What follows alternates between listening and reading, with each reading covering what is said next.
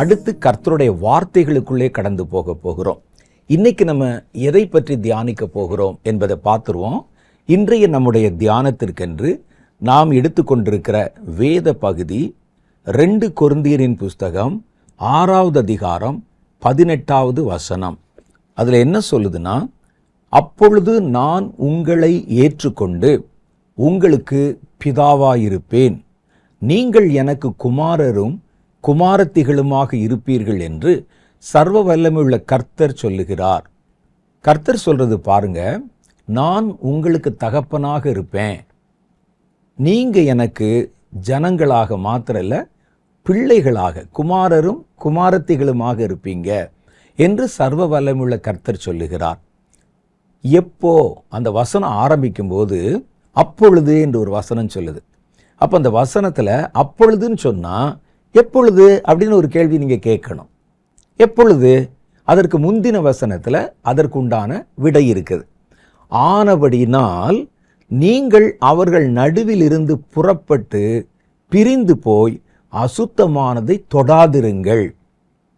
அப்ப இது யாருக்கு சொல்லப்படுகிறது அப்படின்னு கேட்டா, தேவனுடைய சபைக்கு, கர்த்தரை ஏற்றுக்கொண்ட தேவனுடைய பிள்ளைகளுக்கு.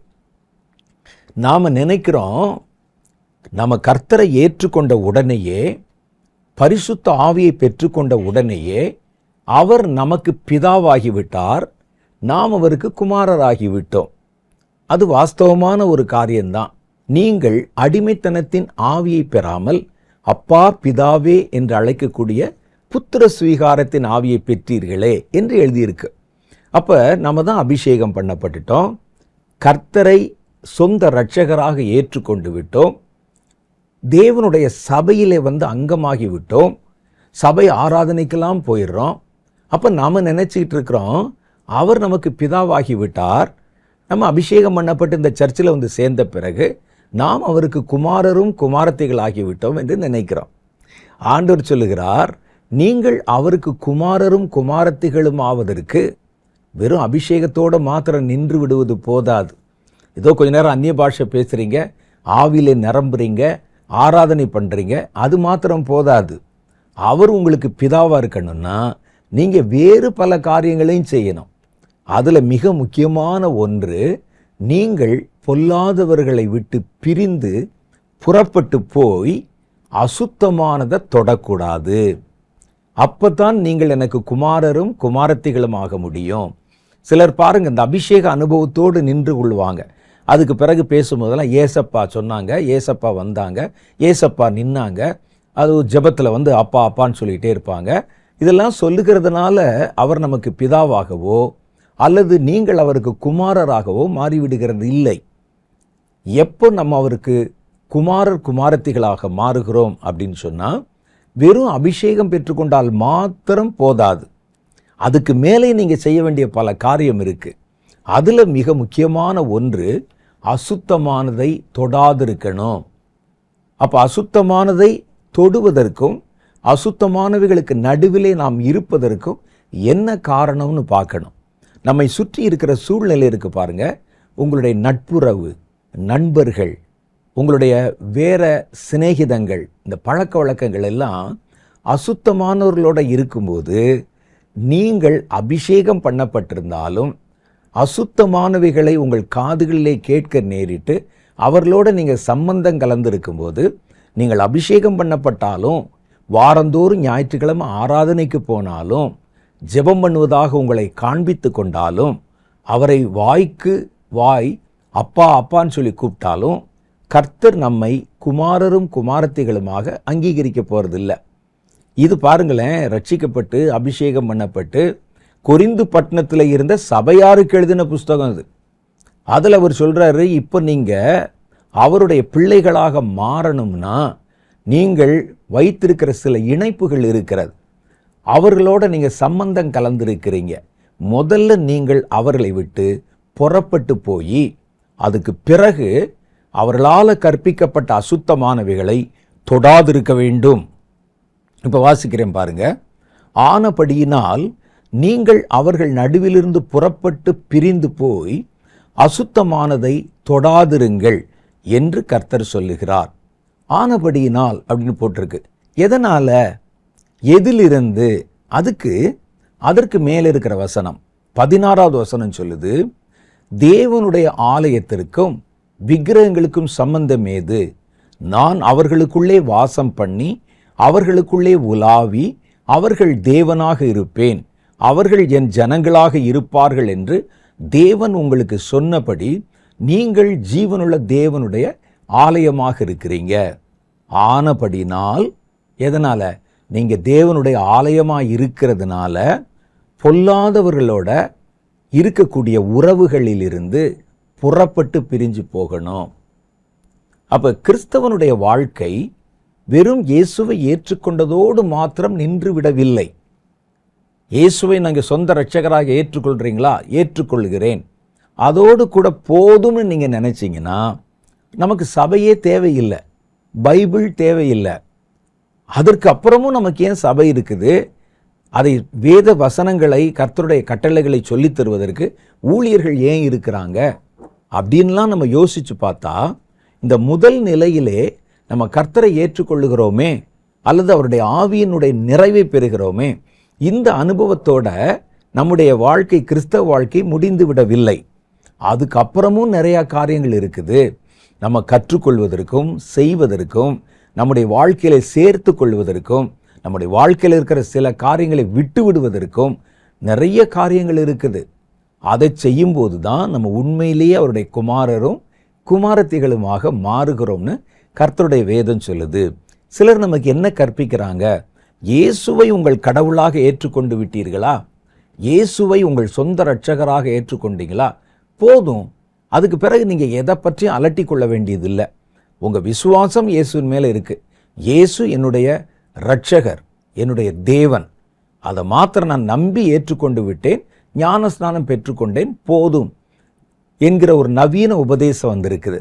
அதுக்கப்புறம் நீங்கள் பாவம் செஞ்சால் கூட, தேவையற்ற காரியங்களில் ஈடுபட்டால் கூட அது உங்களுடைய நித்திய ஜீவனை பாதிக்காது அப்படின்னு சொல்லித்தராங்க. அது உண்மையல்ல. தேவனை ஏற்றுக்கொண்ட பிறகு, கர்த்தருடைய அபிஷேகத்தை பெற்றுக்கொண்ட பிறகு நீங்கள் செய்வதற்கு நிறைய வேலைகள் இருக்கிறது. இன்னும் சொல்ல போனால், நீங்கள் அந்த வேலைகளை செய்வதற்கான பலத்தை கொடுப்பதற்குத்தான் பரிசுத்த ஆவியானவரும் கொடுக்கப்பட்டிருக்கிறார். அப்ப தேவனுடைய பிள்ளைகள் உலகத்திலையும் ஒரு கை வைத்து கொண்டு, உலகத்தின் காரியங்களிலும் அவர்கள் கலந்து இருந்து கொண்டு, அவங்க கர்த்தருடைய பிள்ளைகள் போல தங்களை காண்பித்துக் கொள்ளுகிறதுனால அவர்கள் கர்த்தருடைய பிள்ளைகளாக மாறிவிட முடியாது. அப்போ ஒரு கிறிஸ்தவனுடைய வாழ்க்கையில தான் இருக்கிற பழைய நிலைமையிலிருந்து, பல காரியங்களிலிருந்து அவன் எழுந்து புறப்பட வேண்டியது அவசியமா இருக்கு. ஒன்று இல்லை, ரெண்டு இல்லை, நிறைய விஷயங்கள்ல அவன் இருக்கிற நிலைமையிலிருந்து அவன் எழுந்து புறப்பட்டு போகணும். இங்கே சொல்றார் பாருங்களேன், நீங்கள் அவர்கள் நடுவிலிருந்து புறப்பட்டு போய், அவங்க நடுவில் இருந்து புறப்பட்டே போயிடணும். அப்ப இந்த புறப்பாடு என்கிற வார்த்தை, புறப்பாடு என்றால் என்ன அப்படின்னு கேட்டிங்கன்னா, நாம் சார்ந்திருக்கிற அல்லது நம்ம இணைந்திருக்கிற ஒரு காரியத்திலிருந்து நம்மை விடுவித்து கொண்டு வேறொரு காரியத்தை நோக்கி நகர்த்தப்படுவதற்கு பேர் தான் புறப்பாடு அப்படின்னு கர்த்தருடைய வேதம் சொல்லுது. அது நம்ம சார்ந்திருக்கிற ஒரு காரியம் அல்லது நம்ம இணைக்கப்பட்டிருக்கிற ஒரு காரியம், பல வருடங்களாக நம்ம இணைந்திருக்கிற ஒரு காரியத்திலிருந்து தேவன் நமக்கு தருகிற சில நன்மையான காரியங்களை பெற்றுக்கொள்ள வேண்டுமானால் இந்த நிலைமையிலிருந்து நீங்கள் எழுந்து புறப்பட வேண்டியது அவசியமாக இருக்குது. இந்த புறப்பாடு என்பது கிறிஸ்தவர்களுடைய வாழ்க்கையில் அடிக்கடி பல காரியங்களிலிருந்து புறப்பட வேண்டியது அவசியமாக இருக்கிறது. புறப்பாடு நம்ம சொல்லும்போது, நான் இருக்கிற ஒரு இடத்துல, அது என் வீடாக இருக்கும், என் நண்பர்களாக இருப்பாங்க, ஒரு வேலை ஸ்தலமாக இருக்கும், நான் இருக்கக்கூடிய ஒரு சூழ்நிலையாக இருக்கும், அதை விட்டு வேறொன்றை சுதந்திரிப்பதற்கு பல கட்டங்களிலே நம்ம புறப்பட வேண்டியது அவசியமாக இருக்கிறது. இந்த புறப்பாடுகளை பற்றி தான் இன்னைக்கு நம்ம கொஞ்சமாக தியானம் பண்ண போகிறோம்.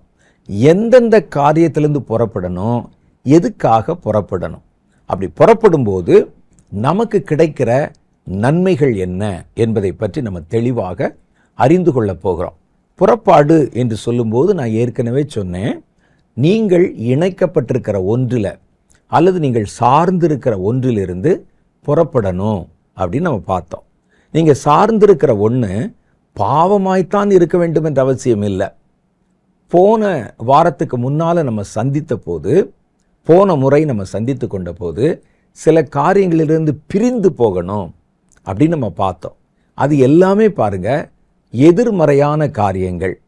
இப்போ இந்த புறப்பட்டு போகிறது என்பது எதிர்மறையான நிலையிலிருந்து மாத்திரமல்ல, பல சமயங்களில் நமக்கு நல்லதாகவே இருக்கும். அது பாவமெல்லாம் கிடையாது, தப்பும் கிடையாது, நல்ல காரியம்தான். அதோடு கூட நம்ம இணைக்கப்பட்டிருப்போம். ஆனால் கர்த்தர் சொல்லுவார், இதை விட்டு நீ புறப்பட்டு. அப்போ நம்ம மனசில் ஒரு சந்தேகம் வரும், இதில் என்ன ஆண்டவரே, நான் குடிக்கிறேனா, வெறிக்கிறேனா? நல்ல ஒரு சூழ்நிலையில் தானே இருக்கிறேன், என் நண்பர்களை பாருங்கள், நல்லவங்களாக தானே இருக்கிறாங்க, குடும்பம் நல்லா தானே இருக்குது, நான் வாழ்கிற ஊர் நல்லா தானே இருக்குது, என்னுடைய சமுதாயம் நல்லா தானே இருக்குது. இதில் வேற ஒன்றும் கர்த்தருடைய வசனத்துக்கு வார்த்தைக்கு விரோதமாக பாவமான காரியம் ஒன்றுமே இல்லையே. நல்லதை விட்டே நீங்கள் எழும்பி புறப்பட்டு போக சொல்கிறீங்களே அப்படின்னு சில சந்தேகங்கள் நமக்கு வரலாம். பல சமயங்களில் கிறிஸ்தவர்கள், தேவனுடைய பிள்ளைகள், கர்த்தருடைய வழியிலே நடக்கிறவங்க கர்த்தர் சொல்லும்போது சில காரியங்களை விட்டு பிரிஞ்சு போகணும்.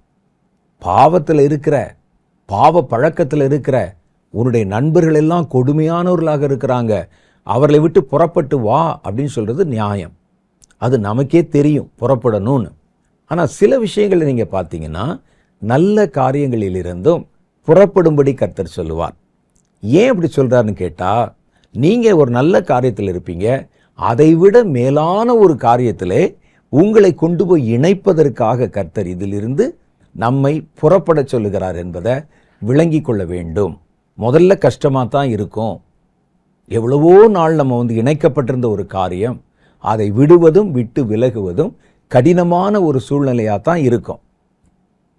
அந்த சமயங்களில் நம்முடைய மனம் வாதாடும், இது நல்லது தானே, இதை விட்டு நம்ம ஏன் போகணும் அப்படின்னு கூட நம்முடைய மனம் வாதாடும்.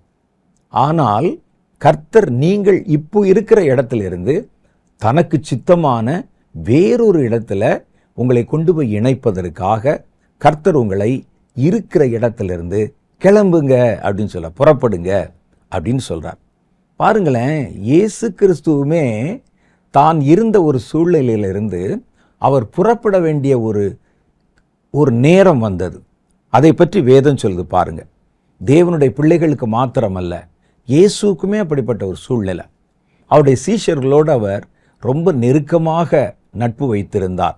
3 வருஷம் தன்னுடைய தாய் வீட்டை விட்டு, மற்றவர்களை விட்டு, இந்த 12 சீஷர்களோட தான் அவர்களுடைய நடப்பது, அவர்களுடைய தூங்கணும், அவங்களுடைய தங்கி இருக்கணும், அவர்களுடைய ஊழியம் செய்யணும். அப்படி ஒரு நல்ல ஒரு ஐக்கியமாக ஒரு குழுவாக இருந்தாங்க. திடீர்னு ஒரு நாள் கர்த்தர் அழைத்தார். எல்லாரையும் கூப்பிட்டு சொன்னார், நான் உங்களை விட்டு பிரிந்து புறப்பட்டு போக போகிறேன். அவங்களுக்கு என்னன்னு சொல்லி ஒன்றும் புரியலை. அவர்கள் ரொம்ப அலட்டிக்கொள்ளலை. நான் அவர்களுக்கு இயேசு இப்படித்தான் ஏதாவது பூடகமாக பேசுவார் அப்படின்னு நினச்சிட்டு அவங்க சும்மா இருந்தாங்க. இயேசு இப்போ அதை அவர்களுக்கு விளக்கி சொல்லுகிறார். அவர் என்ன சொல்கிறார் பாருங்க. யோவான் சுவிசேஷம் 16வது அதிகாரம் 5, 6, 7 ஆகிய வசனங்கள். இப்பொழுது நான் என்னை அனுப்பினவரிடத்திலே போகிறேன், எங்கே போகிறீர் என்று உங்களில் ஒருவனும் என்னை கேட்கல. நான் போக போகிறேன்னு சொன்னேன், நீங்கள் எல்லாம் வேற காரியத்திலாம் கவனமாக இருக்கீங்க ஒழிய எங்கே போகிறீங்க ஆண்டவரேன்னு கேட்கல. ஆனால் இப்போ நான் உங்களுக்கு சொல்லுகிறேன், ஆனாலும் நான் இவைகளை உங்களுக்கு சொன்னதினால் உங்கள் இருதயம் துக்கத்தால் நிறைந்திருக்கிறது. கர்த்தருக்கு அதை பார்க்கவே மனசு கஷ்டமாக தான் இருக்குது. நம்மளே நம்பி நம்ம கூடவே இருந்து நம்மளை சார்ந்து வாழ்ந்தவங்க இவங்களை விட்டு பிரிஞ்சு போகிறோம் அப்படிங்கும்போது அவர்களுமே துக்கம் நிறைந்த மனதோடு இருந்தாங்க. நம்மை விட்டு பிரிய போகிறேன், நம்மை விட்டு புறப்பட்டு போக போகிறேன்னு சொல்கிறாரேன்னு. கர்த்தர் சொல்கிறார், ஏன் நான் புறப்பட வேண்டியது அவசியம் கேட்டால், நான் இப்போ செய்கிற இந்த ஊழியத்திலேருந்து புறப்படணும், உங்கள் கூட இருக்கிற நட்புறவிலிருந்து நான் புறப்படணும், உங்கள் கூட இந்த உலக வாழ்க்கையிலே நான் சேர்ந்திருக்கிறேனே அதிலிருந்து நான் புறப்பட்டு போகணும். இது எதற்காக அப்படிங்கிற விளக்கத்தை அவர் சொல்லுகிறார். நான் உங்களுக்கு உண்மையை சொல்லுகிறேன். அடுத்த வசனம், நான் போகிறது உங்களுக்கு பிரயோஜனமாக இருக்கும். நாம் புறப்படுறது உங்களுக்கு பிரயோஜனமாக இருக்கும். அதே மாதிரி உங்கள் வாழ்க்கையில் நீங்கள் புறப்படுறது கூட உங்களுக்கு பிரயோஜனமாக இருக்கும். அப்போ நான் போகிறது உங்களுக்கு பிரயோஜனமாக இருக்கும். நான் போகாதிருந்தால் தேற்றரவாளன் உங்களிடத்திலே வரமாட்டார், பரிசுத்த ஆவியானவர் உங்களிடத்திலே வரமாட்டார். நான் போவேனே ஆனால் அவரை உங்களிடத்திலே அனுப்புவேன். அப்போ பரிசுத்த ஆவியானவராகிய தேற்றரவாளன், உங்களை தேற்றுகிறவர், அந்த கம்ஃபர்டர், நாம் போனால் தான் வருவார். அவர் வர வேண்டுமானால் நாம் போகணும். அப்போ நான் எதற்காக புறப்பட்டு போகிறேன்னா, உங்களுக்கு பிரயோஜனம் உண்டாகும்படி நான் புறப்பட்டு போகிறேன். நான் எங்கிருந்து புறப்பட்டு போகிறேன்? உங்கள் நடுவில் இருந்து, ஒரு நல்ல சூழ்நிலையிலிருந்து, நண்பர்களைப் போல என்னை நேசித்த ஆண்டவர் சொன்னார், இனிமே நான் உங்களை சிநேகிதர் என்று சொல்லுவேன். நண்பர்களைப் போல நம்மெல்லாம் ஒன்று மண்ணா இருந்தோம். இப்போ நான் உங்களை விட்டு புறப்பட வேண்டிய ஒரு நேரம் வந்து விட்டது. இப்போ நான் என்ன செய்யணும்?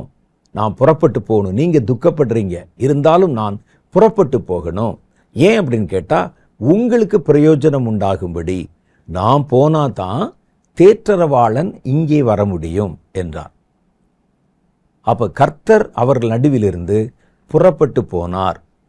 பல சமயங்களில் பாருங்களேன், நமக்கு நல்ல உதவி செய்த இடமா இருக்கும், பாதுகாப்பு கொடுத்த இடமா இருக்கும், நமக்கு நல்ல உணவு கிடைத்த ஒரு இடமா இருக்கும், நல்ல ஒரு சூழ்நிலையாக இருக்கும். கர்த்தர் திடீர்னு சொல்லிடுவார், நீ இந்த இடத்த விட்டு புறப்பட்டு போன்னு சொல்லிடுவார். புறப்பட்டு போ அப்படின்னு. அந்த மாதிரி வரும்போது சீஷர்களுடைய மனம் எப்படி துக்கத்தால் நிறைந்திருந்ததோ அதே மாதிரி நமக்கும் துக்கம் வந்துடும். இதுவரைக்கும் நம்ம பிறந்து வளர்ந்து வாழ்ந்த இடம், நமக்கு இந்த இடத்துல இருந்து தான் ஒரு பூர்ணமான நன்மை கிடைத்து கொண்டிருந்தது. இதை விட்டுட்டு புறப்பட்டு போய் சொல்கிறாங்களே, இந்த புறப்பாடு நமக்கு தேவைதானா என்றெல்லாம் நம்ம பல சமயங்களில் யோசிக்கிறோம். ஆனால் கர்த்தர் அப்படித்தான் சொல்கிறாரு. ஏன்னா நீங்கள் இருக்கிறதை விட வேறொரு மேலானதை பெற்றுக்கொள்ளும்படிக்கு, மேலான ஒரு நிலைக்கு போகும்படிக்கு நீங்கள் இப்போ இருக்கிற இடத்துலேருந்து புறப்பட்டால் தான் சாத்தியமாகும். பல பேர் ரொம்ப ஞானமாக பேசுகிற மாதிரி என்ன கேட்பாங்கன்னு சொன்னால், நான் இருக்கிற இடத்துல இருக்கிறேன், நீர் இங்கே என்னை ஆசீர்வதின்னு கேட்பாங்க. அது சாத்தியம் இல்லை. ஒன்றிலிருந்து புறப்பட்டால்தான் நீங்கள் இன்னொன்றை அடைந்து கொள்ள முடியும். அப்போ இதிலிருந்து புறப்பட வேண்டியது அவசியம். ஆண்டவர், நீங்கள் என்னை ஆசீர்வதிக்க விரும்புகிறீங்க, எனக்கு நன்மை கொடுக்க விரும்புகிறீங்க, எல்லாமே வாஸ்தவம்தான். ஆனால் அதை நான் இருக்கிற இடத்துல செய்யலாமே. இது நான் ஆகி வந்த ஊர், நான் வாழ்ந்து வந்த வீடு, என் குடும்பம், என்னுடைய நட்புறவுகள் எல்லாவற்றையும் விட்டு ஏன் நம்ம புறப்படணும்? எல்லாருக்கும் கர்த்தர் சொல்ல மாட்டார். சில சமயங்களில் சிலரிடத்திலே கர்த்தர் பேசும்போது அதை ஏற்றுக்கொள்ள நம்ம கவனமாக இருக்கணும். தீமையை விட்டு மாத்திரம் புறப்பட சொல்வதில்லை. 2 கொரிந்தியரில் தீமையை விட்டு புறப்பட சொன்னார், நன்மையை விட்டும் புறப்பட சொல்லுவார். அதுதான் இன்னைக்கு நம்ம பார்க்குறோம். நன்மையை விட்டும் புறப்பட சொல்லுவார், தீமையை விட்டும் கூட கர்த்தர் புறப்பட சொல்லுவார். ஆனால் ஒன்றை பெற்றுக்கொள்வதற்காக. அடுத்த காரியத்தை பாருங்களேன். ஆதியாகமம் புஸ்தகம் 8வது அதிகாரம் 15 சொல்லுது, நோவா ஒரு பெரிய கப்பலை கட்டி அதுக்குள்ள அவர் குடும்பம், மிருக ஜீவன்கள் எல்லாரும் உள்ள போய் இருக்கிறாங்க. அவர்களுக்கு வேண்டிய ஆகாரம் நிறைய இருக்குது. அவ்வளவு எல்லாம் வச்சுட்டு இருக்கிறாங்க. பெருமழை சொரிந்தது, வெள்ளம், உலகம் முழுவதிலும் வெள்ளம். 40 நாட்கள் இரவும் பகலுமாக மழை. எப்படி இருக்கும்? பூமியினுடைய ஊற்றுக்கண்கள் எல்லாம் திறந்து கொண்டது. இதில் ஆச்சரியம் என்னன்னு கேட்டிங்கன்னா, இப்போ பெய்கிற மாதிரி மழை அல்ல அது. இப்போ பெய்கிற மழை ஒரு தேசத்தில் மழை பெஞ்சா இன்னொரு தேசத்தில் பெய்யாது. ஆனால் நோவாவின் காலத்தில் உலகம் முழுசும் ஒரே நேரத்தில் மழை. அது சாத்தியமான்னு கேட்டால் சாத்தியம். கர்த்தர் நினச்சிட்டா சாத்தியம் தானே. ஒரே நேரத்தில் எல்லா இடத்துலையும் ஒரே மாதிரி மழை. அது 40 நாள். 4 நாள் மழை பெஞ்சாலே ஊர் என்னாகுது பாருங்களேன். 40 நாள் உலகம் முழுசுமே மழை பெஞ்சா பெரும் வெள்ளப்பெருக்கு ஏற்பட்டது. அப்போ இவங்க உள்ளே இருக்கிறாங்க, அதில் பல மாதங்கள் உள்ளே தங்கி இருக்கிறாங்க. அந்த வெள்ளம் வடியும் மட்டும் உள்ளே அவங்களுக்கு சாப்பாடு, உள்ளே அவங்களுக்கு அவங்களுடைய உயிர் பாதுகாக்கப்பட்டதே அந்த இடத்துல தான், கப்பலில் தான். அந்த கப்பல், அவர்கள் கட்டின அந்த கப்பல், அந்த பேழை அவருடைய ஜீவனை பாதுகாத்தது. அவர்களுக்கு வேண்டிய நன்மைகளை கொடுத்தது. வெளியே மழை பெய்த போது அது எது ஒன்று ஒரு துளி கூட அவங்கள பாதிக்காதபடிக்கு அவங்கள ரொம்ப வாமா, அவங்கள ரொம்ப அமைதலாக அவர்களுக்கு வேண்டிய தேவைகளை சந்தித்து அவர்களை வழிநடத்தியது. ஆனால் கர்த்தர் இப்போ என்ன சொல்றாரு பாருங்க, அப்பொழுது தேவன் நோவாவை நோக்கி, நீயும் உன்னோட கூட உன்னுடைய மனைவியும் உன் குமாரரும் உன் குமாரரின் மனைவிகளும் பேழையை விட்டு புறப்படுங்கள். எப்படி இருக்கும்? எனக்கு பாதுகாப்பு கொடுத்த ஒரு இடம், என்னுடைய உயிரை காப்பாற்றின ஒரு பேழை, இத்தனை மாதங்கள் வெள்ளம் வடிகிற வரைக்கும் நாங்கள் அதில் இருந்தபோது எனக்கு உணவு கொடுத்த ஒரு இடம். ஆனால் கர்த்தர் சொல்றார், நீங்கள் அதை விட்டு புறப்பட்டு போங்க அப்படின்னு. ஏன் ஆண்டவரை புறப்படணும்? இந்த இடமே நல்லா தானே இருக்குது, எவ்வளோ பெரிய பேழை, மிருகங்களை வேணால் நாங்கள் கதவை திறந்து விட்டுறோம், இந்த இடமே நாங்கள் இருக்கிறோமேன்னு சொல்லியிருக்கலாம். ஆனால் ஆண்டவர் சொல்றார், நீங்கள் வெளியே புறப்பட்டு போங்க. அப்போ ஒரு குறிப்பிட்ட காலம் வரும்போது கர்த்தர் புறப்பட சொன்னால் புறப்படணும். அங்கே உட்காந்துட்டு வியாக்கியானம் பேசிட்டு கூடாது. எனக்கு பாதுகாப்பு கொடுத்தது இதுதான், எனக்கு உணவு கொடுத்தது இதுதான், என் உயிரை தப்புவித்தது இதுதான், அதனால் நான் இங்கே தான் இருப்பேன் என்று சொல்லி வீம்பு பேசிட்டு கூடாது. ஆண்டவர் சொல்றார், வெளியே புறப்பட்டு போ அப்படின்னு. ஏன் சொல்றாரு அப்படின்னு கேட்டா, உன்னிடத்தில் இருக்கிற சகலவிதமான மாம்ச ஜந்துகளாகிய பறவைகளையும் மிருகங்களையும் பூமியின் மேல் ஊறுகிற சகல பிராணிகளையும் உன்னோட வெளியே வரவிடு. எல்லாம் சேர்ந்தே புறப்படுங்க. அவைகள் பூமியிலே திரளாய் வர்த்தித்து பூமியில் பலுகி பெருக கடவது. எதுக்கு வெளியே வர சொல்றாரு? நீங்க வெளியே வந்தா தான் உள்ள இருக்கும்போது பாதுகாப்பா இருப்பீங்க, உள்ளே இருக்கும்போது உங்களுக்கு ஆகாரம் கிடைச்சது, உள்ளே இருக்கும்போது உங்களுடைய ஜீவன் காப்பாற்றப்பட்டது. ஆனால் அது மாத்திரமல்ல என்னுடைய நோக்கம், நீங்கள் விருத்தி அடைந்து பலுகி பெருகணும். அது உள்ளே இருந்தே அப்படி சாத்தியம். அப்போ அதனால நீ இருக்கிற இடத்துல இருந்து வெளியே புறப்பட்டு போ என்றார். அப்போ அதுக்கு காரணம் சொல்றாரு பார்த்தீங்களா? நீயும் உன்னோட கூட மிருக ஜீவன்களும் ஏன் புறப்படணும் அப்படின்னு சொன்னா, நீங்கள் பூமியிலே திரளாக வர்த்தித்து பூமியின் மேல் பலுகி பெருகுவதற்காக. நீங்க உள்ளே தங்கிட்டீங்கன்னா நேரத்துக்கு சாப்பிடுவீங்க, நேரத்துக்கு தூங்குவீங்க, உள்ளே செத்து போவீங்க, அவ்வளவுதான். ஆனால் ஆண்டவர் சொல்றார், அது அல்ல என்னுடைய நோக்கம். உங்களை கொண்டு இந்த உலகத்தை மறுபடியும் நான் சிருஷ்டிக்கணும், மறுபடியும் உங்களை வர்த்திக்க பண்ணி உலகத்தை நிரப்பணும். ஒரு குறிப்பிட்ட காலகட்டம் வரைக்கும் நான் உன்னை இங்கே வச்சிருந்தேன், இப்போ நீ வெளியே புறப்பட வேண்டிய காலம் அப்படின்னு. இது நான் சொல்லும்போதே உங்களுடைய மனசுல சில காரியங்கள் அப்படியே தோன்றும். நான் ஒரு சம்பவம் சொல்றேன் பாருங்க. ஒரு அருமையான ஒரு தேவ மனிதர் எனக்கு நல்லா தெரியும், அவரையும் அவருடைய குடும்பத்தாரையும் எனக்கு நல்லா தெரியும். அவர்கள் ஒரு குறிப்பிட்ட சபையில் போய் தங்களை இணைத்து கொண்டார்கள். அந்த சபைக்கு போகிறதுக்கு காரணமே அந்த சபை போதகர் செய்த ஒரு உபதேசத்தை அவர்கள் வெளியே கேட்டபோது மனம் மாறி கர்த்தரிடத்திலே தங்களை ஒப்பு கொடுத்து குடும்பமாக அந்த சபைக்கு போனாங்க. பாஸ்டர் ரொம்ப நல்லவர், அவங்கள பார்த்து பார்த்து பார்த்து விசாரித்து அவர்களோடு கூட அவர்களை கர்த்தருக்குள்ளே வளர்க்கறதிலே ஆர்வம் கொண்டவர். இந்த குடும்பம் அவங்க சின்ன குழந்தைகள் முதற்கொண்டு இந்த சபையின் மேலே அவங்களுக்கு அவ்வளவு பிரியம், பாஸ்டர் மேலே பிரியம், சபையின் மேலே பிரியம்.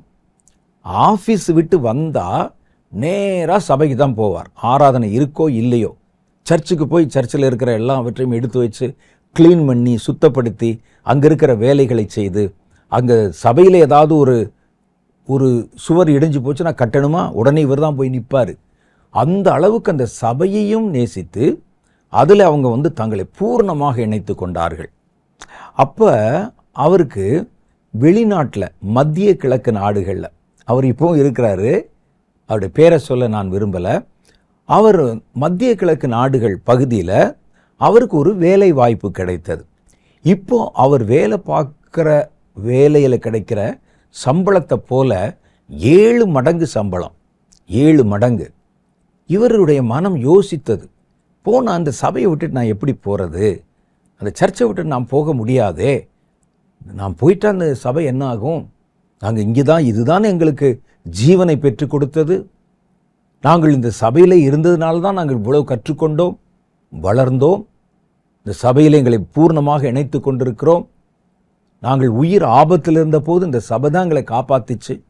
ரட்சிக்கப்படாமல் பாவ பழக்கத்தில் நிறைய பேர்கிட்ட பணம் வாங்கி கடன் தொல்லையில் மரித்து விடலாம் என்ற நிலையில் இந்த பாஸ்டர் ஐயா சொன்ன வார்த்தை தான் எங்களை காப்பாத்திச்சு.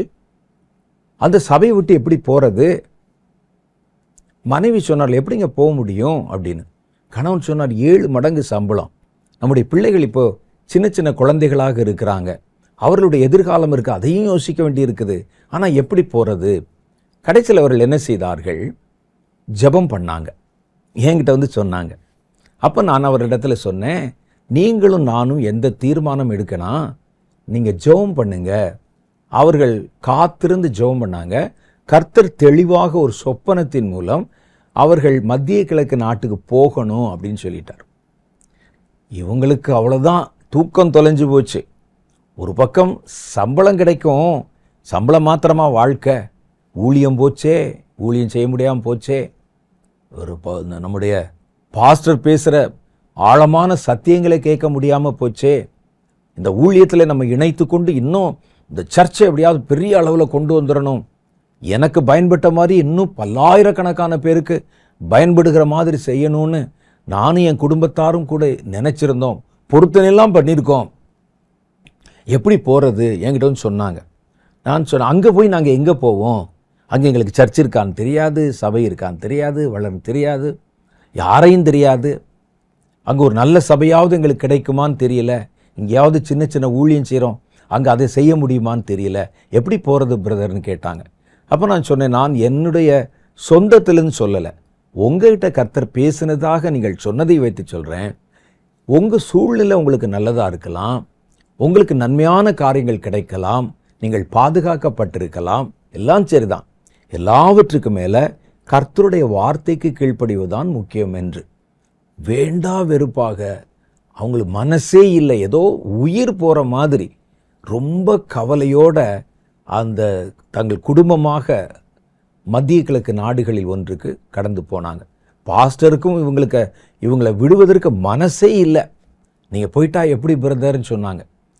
பாஸ்டரும் யோசித்து சொன்னார், இன்னும் உங்களை வச்சு நம்ம நிறைய காரியம் செய்யணும் வச்சுருந்தோமே, இவ்வளோ ஊழியம் இருக்குதே அப்படிலாம் வரும் சொல்லி பார்த்தார். கடைசியில் இவர்கள் கர்த்தர் சொன்ன வார்த்தை, வேறு வழி இல்லை அப்படின்னு சொல்லி புறப்பட்டு போனாங்க. முதல்ல கொஞ்ச நாள் கஷ்டப்பட்டார்கள். அங்கே போய் நல்ல சபை கிடைக்கல. ஒரு சர்ச்சுக்கு போனாங்க, அங்கே பார்த்தீங்கன்னா ஒரே பாட்டு ஆட்டம் அப்படின்னு. நம்ம அங்கே இருந்த நாட்கள் எப்படி இருந்தது என்று யோசித்தார்கள். இன்னொரு சபைக்கு போனாங்க, நல்ல பெரிய சபை, ஆடம்பர சபை, எல்லாம் தமிழ் பேசுகிறவர்கள், அவங்களுக்காக வச்சிருக்கிற சபை. ஆனால் அந்த போதகர் காணிக்கை காணிக்கை காணிக்கைன்னு பேசி, எப்போ பார்த்தாலும் பேசி சத்தியத்தை அங்கே அறிந்து கொள்ளவே முடியவில்லை. இவர் ரொம்ப கஷ்டப்பட்டார். ஒவ்வொரு நாளும் தினம் ஃபோன் பண்ணி பாஸ்டர் இடத்துல பேசுவார், சபையார் இடத்துல பேசுவார், எனக்கு ஃபோன் பண்ணி பேசுவார். நான் சொன்னேன், பொறுமையாருங்க பிரதர், கர்த்தர் சொன்னால் அதில் கண்டிப்பாக ஒரு நோக்கம் இருக்கும் அப்படின்னு. இவர்கள் 2-3 சபை மாற்றி பார்த்தார்கள். அதற்கு பிறகு அவங்க என்ன செஞ்சாங்க, அந்த பாஸ்டர் இடத்துல கற்றுக்கொண்ட காரியங்கள், அப்புறம் வேதத்தில் இவங்க படித்த காரியங்களை வச்சு இவர்கள் தங்களுடைய வீட்டு மாடி பகுதியில் சின்னதாக ஒரு ஜெபக்கூட்டத்தை, ஒரு சபை மாதிரி ஆரம்பித்தாங்க. அது கொஞ்சம் கொஞ்சமாய் வளர்ந்தது. நிறைய பேர் வரும்போது இவர் பேசுகிற வார்த்தைகள், அங்கே கற்றுக்கொண்ட காரியங்கள், இதெல்லாம் அநேகருக்கு அவர் பேசும்போது அங்கே வெறும் பொழுதுபோக்கு ஆராதனை செய்து கொண்டிருந்தவர்களுக்கு இந்த வார்த்தைகள் ஔஷதம் போல் இருந்தது. ரொம்ப புதுசாக இருந்தது. வர ஆரம்பித்தாங்க. நீங்கள் நம்ப மாட்டீங்க, 4 வருஷத்தில் அவர் சொந்தமாக ஒரு சர்ச் இடத்தை அவர் ஆக்கிரமித்து கொண்டு அங்கே சபை ஆரம்பித்து, சபை வளர்ந்து பெருகி 1 வருஷம் 1.5 வருஷத்துக்குள்ளே எல்லாம் அந்த சபையிலே திரளான ஜனங்கள் பெருக ஆரம்பிச்சிட்டாங்க. அப்புறம் அவர் மூலம் ரட்சிக்கப்பட்டவர்கள், ஞானஸ்நானம் பெற்றவர்கள்னு சொல்லி சபை விருத்தி ஆகி பெருக ஆரம்பித்து விட்டது. சந்தோஷமும் இருக்கு. கர்த்தர் என்னையே எடுத்து பயன்படுத்துகிறாரா இந்த தேசத்துலன்னு. அப்புறம் தான் அவங்க யோசிச்சு பார்த்தாங்க, கர்த்தர் என்னை புறப்பட சொன்னது என்னை வர்த்திக்க பண்ணுவதற்கு, என் ஊழியத்தை பெருக பண்ணுவதற்கு. நான் ஒருவேளை அங்கேயே இருந்திருந்தா, இந்த அனுப்பி வச்சார இந்த பாஸ்டருக்கும் அதை விட சந்தோஷம். நம்ம சபையில் இருந்த ஒருத்தர் இன்னைக்கு போய் மத்திய கிழக்கு நாடுகளில் இவ்வளோ பெரிய ஒரு சபையை ஸ்தாபித்து சபைக்கு ஒரு சீஃப் பாஸ்டராக அவர் இருந்து ஜனங்களை வழிநடத்துகிறார். ஆனால் இதில் ஒரு காரியம் என்னன்னு கேட்டிங்கன்னா, இவ்வளவு வளர்ந்து ஒரு பெரிய போதகராக வந்து அவருக்கு கீழே 10 அசிஸ்டண்ட் மேலே இருந்தும் என்னை வந்து 2-3 முறை அதற்கு பிறகு சந்தித்து போயிருக்கிறார். அவ்வளோ பேர் இருந்தும் இந்த குறிப்பிட்ட சபை போதகரை விட்டு அவருடைய மனம் விலகவே இல்லை. அவர் அங்கிருந்து காணிக்கை வாங்கி அவங்க சர்ச்சில் வர்றதில் தசம பாகத்தை இந்த சபைக்கு கொடுப்பாங்க. இந்த பாஸ்டர் மேலே இப்பவும் மரியாதை. வசனத்தில் சந்தேகங்கள் வரும்போது இவரிடத்துல ஒரு தொலைபேசியின் மூலம் கேட்டுக்கொண்டு சபையாருக்கு சொல்லுவாங்க. அப்போ தான் அவர் நினச்சி பார்த்தார், கர்த்தர் என்னை ஏன் புறப்பட சொன்னார் என்று. கண்ணுக்கு தெரியாத முகந்தெரியாத இடத்துல பல நூற்றுக்கணக்கான ஆத்துமாக்களை கர்த்தர் தாகத்தோடு இருக்கிறதை கண்டு என்னை இங்கிருந்து புறப்பட்டு போக சொன்னார். ஒருவேளை நான் தவறான முடிவெடுத்திருந்தால் இந்த இடத்துலேருந்து நம்ம எப்படி போகிறது? நன்றி கெட்டத்தனமா எனக்கு உயிர் கொடுத்த ஒரு சபை, எனக்கு நல்ல வசன ஆகாரத்தை கொடுத்த ஒரு சபை, என்னுடைய தேவைகளை சந்தித்து என்னை வழிநடத்த ஒரு சபை தலைவர், ஒரு பாஸ்டர், என் பிள்ளைகளுக்கு நல்லது சொல்லிக் கொடுக்க, அவர்களை குடும்பமாக நேசிக்க சபையார், இவ்வளோ பேர் இருந்த இடத்த விட்டு பிரிஞ்சு நம்ம போகிறோமே நான் நினச்சிருந்தாலோ, எங்களை நடத்தின அந்த சபை பாஸ்டர் ஒருவேளை இதெல்லாம் கர்த்தருக்கு பிரியம் இல்லாதது, நீங்கள் அங்கே போனீங்கன்னா விழுந்துருவீங்க, அழிஞ்சிருவீங்க என்று நினைத்திருந்தால் இன்னைக்கு இவ்வளவு ஆத்துமாக்களை ஆதாயம் பண்ணியிருக்க முடியாது. கர்த்தர் புறப்பட சொன்னால் புறப்படுங்க. அது கெட்டதை விட்டு மாத்திரமல்ல, நல்லதை விட்டும் நீங்கள் புறப்பட நேரிடலாம். தைரியமாய் புறப்படுங்க. ஆண்டவர் சொன்னார், இந்த பேழை உன் உயிரை காப்பாற்றினது உண்மைதான், இந்த பேழை உனக்கு சாப்பாடு கொடுத்தது உண்மைதான், மழையிலிருந்து ஒரு பூரண பாதுகாப்பை கொடுத்தது உண்மைதான். ஆனால் இது மாத்திரல்ல, உன்னை குறித்து ஒரு நோக்கம் இருக்கு. நீங்கள் உன்னை குறித்து மாத்திரல்ல, உன் பிள்ளைகளை குறித்து, அங்கிருக்கிற மிருக ஜீவன்களை குறித்து ஒரு நோக்கம் இருக்கிறது. அந்த நோக்கம் நிறைவேறணும்னா நீங்கள் இருக்கிற நிலைமையிலிருந்து புறப்பட்டு போகணும் என்று கர்த்தர் சொன்னார்.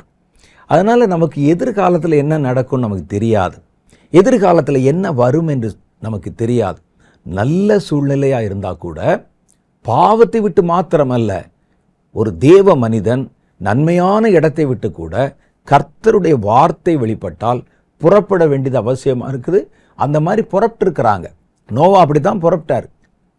அப்படியே கப்பலை திரும்பி பார்த்துருப்பார், இதுதான் எனக்கு உயிர் கொடுத்து. இப்படிலாம் சென்டிமெண்ட் பேசிகிட்டு இருந்தீங்கன்னு வச்சுக்கோங்க, கர்த்தருக்கு நம்ம பயன்படவே முடியாது. இது நான் இங்கே தான் உட்காந்து சாப்பிடுவேன், இந்த தட்டில் தான் சாப்பிடுவேன், இந்த கப்பலில் இங்கே தான் நான் உட்காந்துருப்பேன், சாயந்தரம் ஆச்சுன்னா மேலே உலாவுவேன், இதெல்லாம் விட்டு போகணுமா? இந்த சென்டிமெண்ட்டுக்கெல்லாம் இங்கே வேலை இல்லை.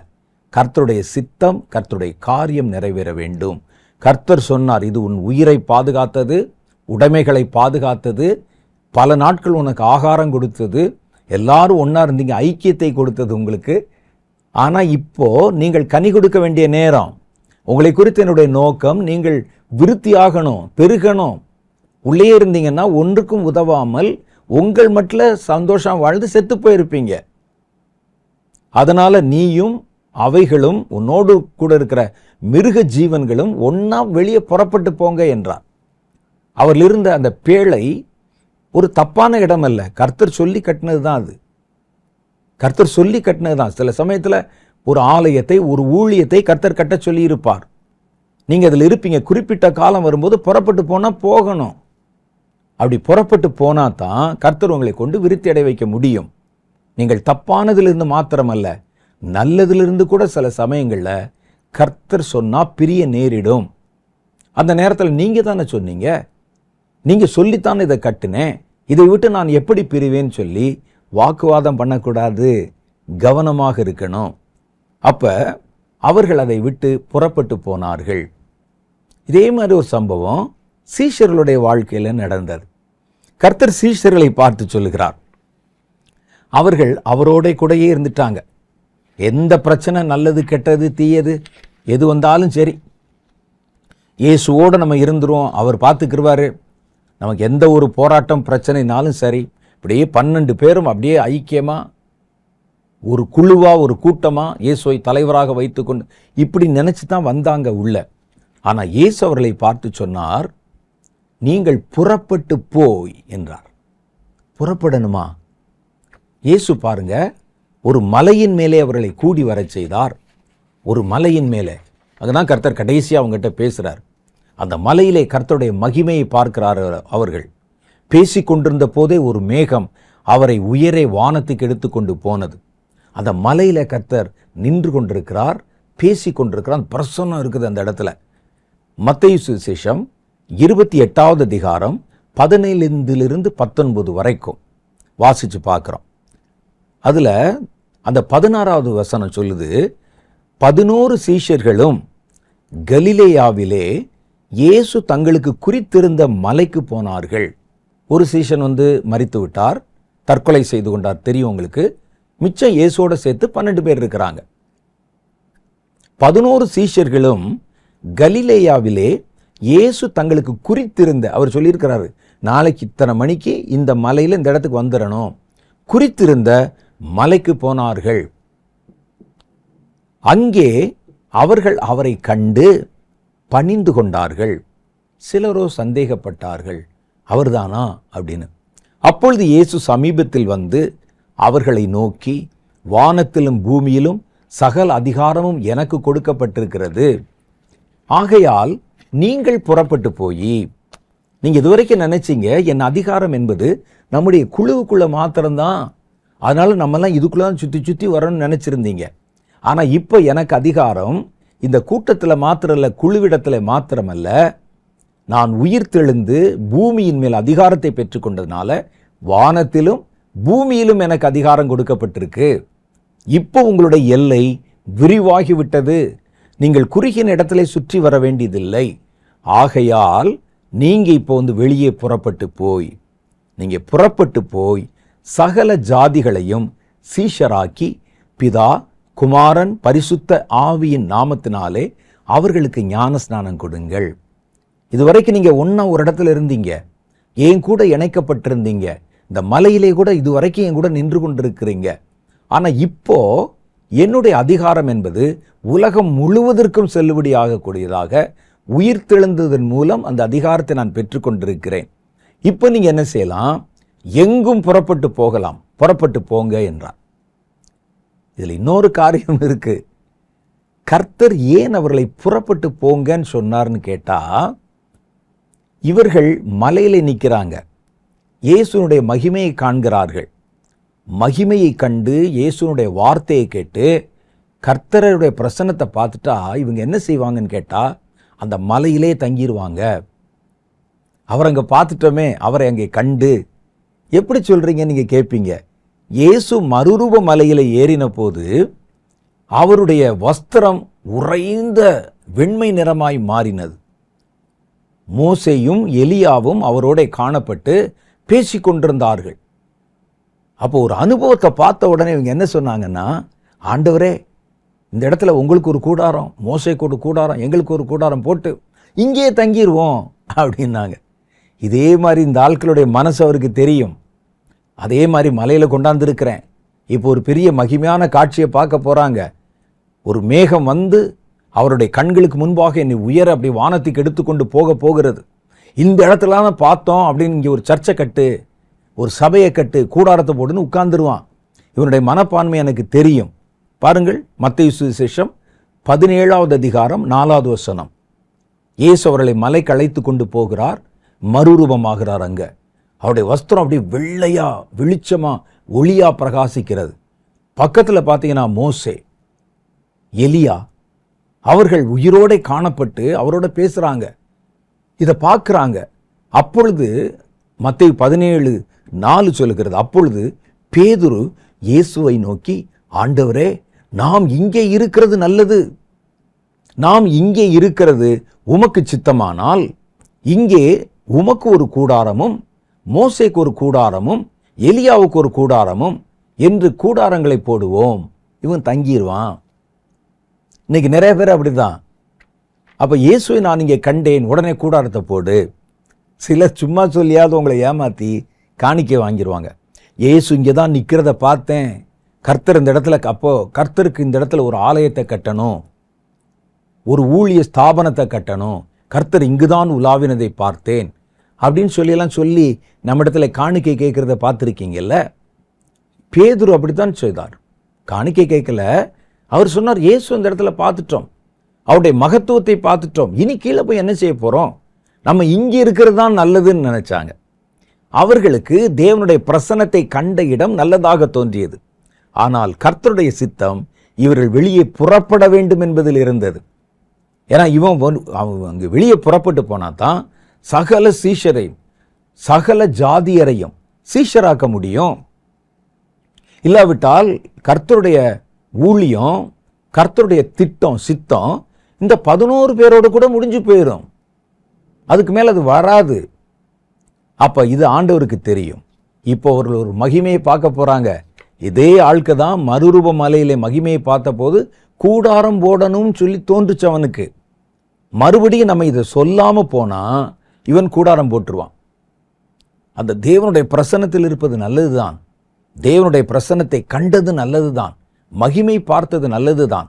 ஆனால் நீங்கள் அதை கண்டது அங்கே தங்கி விடுவதற்கல்ல, நீங்கள் புறப்பட்டு போவதற்காக.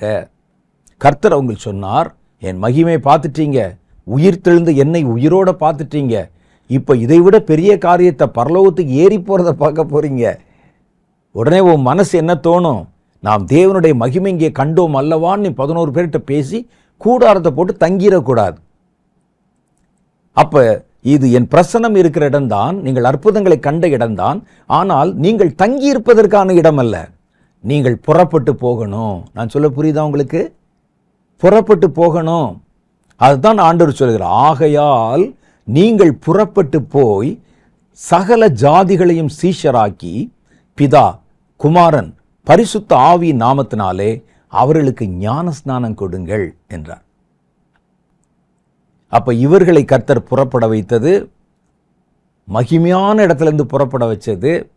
மகிமையான இடம் என்பது, நீங்கள் மகிமை கண்ட இடம் என்பது நீங்கள் தங்கி விடுவதற்காக அல்ல, நீங்க கண்டீங்க, கண்டதை சொல்லுவதற்கு நீங்கள் வெளியே புறப்பட்டு போகணும்.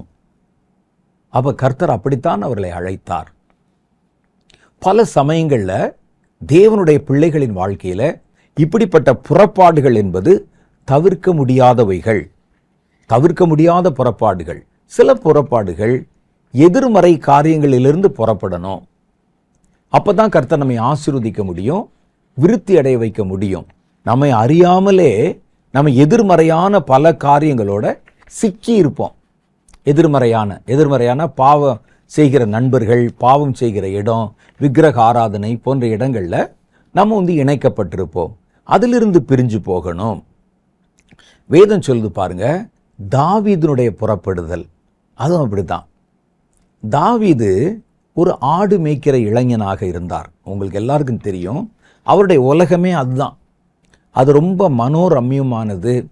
காலையில் ஆடுகளோட உட்கார்ந்து பேச ஆரம்பிச்சிருவாரு. அவர் அவைகளோடே தான் தங்கி இருப்பார். அந்த காலத்துல எல்லாம் ஆடுகளை மேய்க்க போயிட்டு வீட்டுக்கெல்லாம் திரும்ப முடியாது. ஒரு குறிப்பிட்ட காலம் வரைக்கும் மேய்ச்சல் நிலங்களை நோக்கி நகர்ந்து போவாங்க. அவைகளோடைய படுத்திருக்கணும், அவைகளோடைய தங்கணும், தூங்கணும். அப்போ அவருக்கு பேசுவதற்கு மனித துணை யாருமே இல்லை. தாவீது ஆடு மேய்த்து கொண்டிருந்த காலத்திலே அவருக்கு நண்பர்கள் கூட இருந்தாங்க. ஒரு 4 பேர் அசிஸ்டன்ட் இருந்தாங்கலாம், எங்கேயும் போடலை.